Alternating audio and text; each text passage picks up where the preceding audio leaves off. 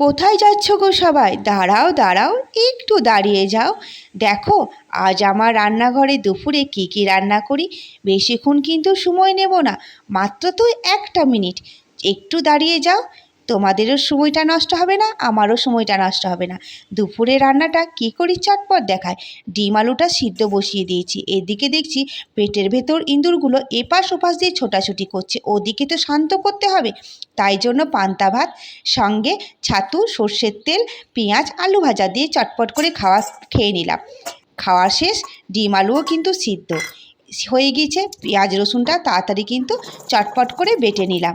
বাটাবাটি কাটাকাটি সব কিন্তু শেষ। ডিম আলুটা ভেজে নিয়ে নিলাম।